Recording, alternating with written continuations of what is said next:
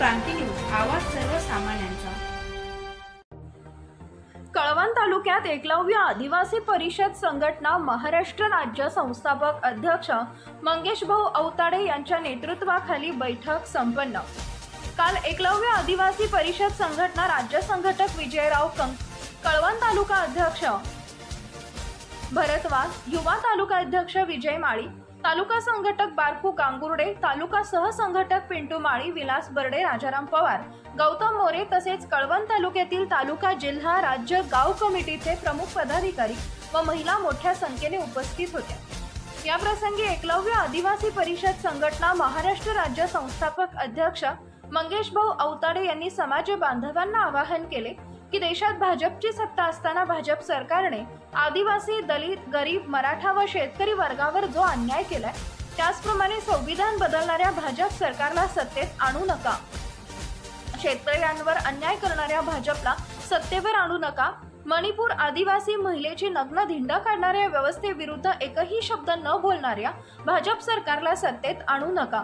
आदिवासींच्या आरक्षणावर डोळे ठेवणाऱ्या भाजप सरकारला सत्तेत आणू नका आणि जो कोणी आदिवासी नेता भाजप सरकारला मदत करत असेल त्याला देखील घरचा आहेर द्या। जर हे भाजप सरकार सत्तेत आलं तर आदिवासी, गणित, मराठा, ओबीसी समाज यांच्यावर अन्याय होणार आहे, असा आदेशच संस्थापक अध्यक्ष मंगेश भाऊ अवताडे यांनी कळवण तालुक्यातील समाज बांधवांना दिला असून येत्या काळामध्ये कळवण तालुक्यातील आदिवासी समाज बांधवांसाठी सामाजिक प्रश्नांसाठी मोठा लढा उभा करण्याचं आवाहन देखील समाज बांधवांमुळे विजयराव कंक यांनी केलं आहे।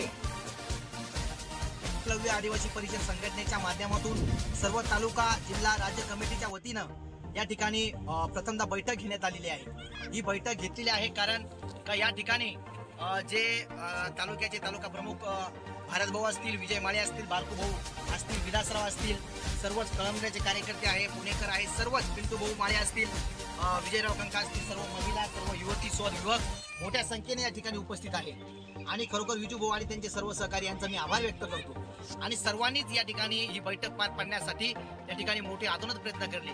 काहींनी बैठक या ठिकाणी व्हावा म्हणून चांगले प्रयत्न केले, तर काहींनी बैठक पाडण्यासाठी प्रयत्न केले, परंतु या कार्यकर्त्यांनी त्यांचे सगळे प्रयत्न भारत भाऊ या ठिकाणी, बारकू भाऊ तुम्ही सर्वांनी या ठिकाणी, विजू भाऊ तुम्ही हाणून पाडले।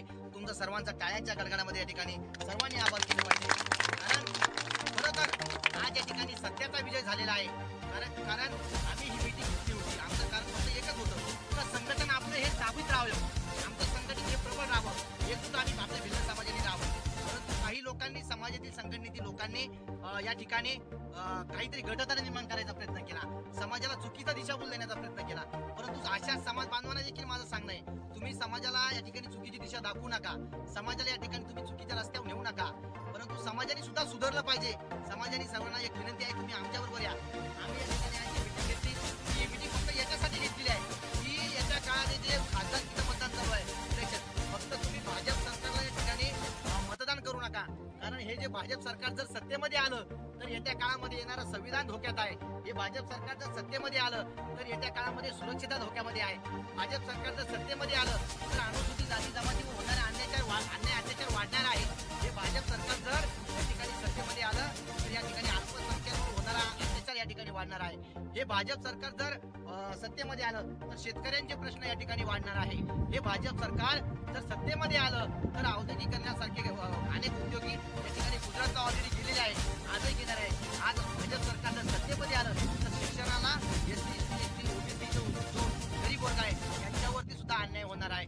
भाजप सरकार जर सत्तेमध्ये आलं दलितांवर अन्याय अत्याचार वाढणार आहे आणि भाजप सरकार जर सत्तेमध्ये आलं तर येत्या काळामध्ये आज गोरगरीब अल्पसंख्याकांवर अन्याय अत्याचार वाढणार आहे।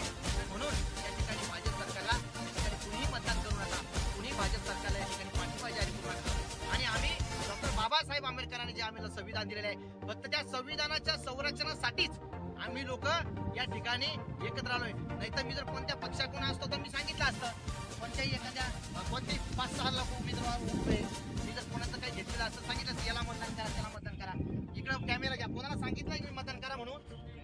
कुणाचं नाही सांगितलेलं, कारण आम्हाला ते करत नाही, आम्हाला फक्त संविधान वाचवायचंय। या देशामध्ये आमच्या ज्या महिला आहे या सुरक्षित ठेवायच्या आहे. या देशामध्ये आमच्या तरुणावर अन्याय जे होत आहे, जे अत्याचार होत आहे, ते आम्हाला होऊन द्यायचे नाही. बाबासाहेबांचं संविधान आम्हाला वाचवायचंय, म्हणून आमचा हा लढा आहे. हा आमचा लढा सत्यवादी आहे. परंतु आमच्यातीलच काही फोडकरी मंडळी, काही या ठिकाणी त्यांनी जसं उद्धव ठाकरे सोबत असणारे 40 आमदार त्यांनी गद्दारी केली, तसंच आमच्या लोकांनी 4 लोकांनी गद्दारी केली. पण आम्ही त्यांना काही बोलणार नाहीये. आम्ही त्यांना, ते आमचेच आहे, परंतु त्यांनी सुधारावं. हा आम्ही एक शेवटचा चान्स देतो, एवढंच सांगतो. आणि येत्या काळामध्ये समाज बांधवांनो, तुम्ही या ठिकाणी सक्षम राहा, संघटन वाढवा, संघटन बळकट करा. असा आज जशी एकजूट दाखवली तसंच एकजूट दाखवा. भारत भाऊ असन, बापू भाऊ असन, विजू भाऊ असन, पिंटू भाऊ असन, सर्व सहकारी यांच्यासोबत सक्षम राहा. महिलांनी देखील तेवढी तुम्हाला या ठिकाणी विनंती करतोय. आणि सर्वांना या ठिकाणी कळवण तालुक्यामध्ये पुन्हा नाम जय एकलव्य करतोय. जय एकलव्य, जय भीम, जय शिव.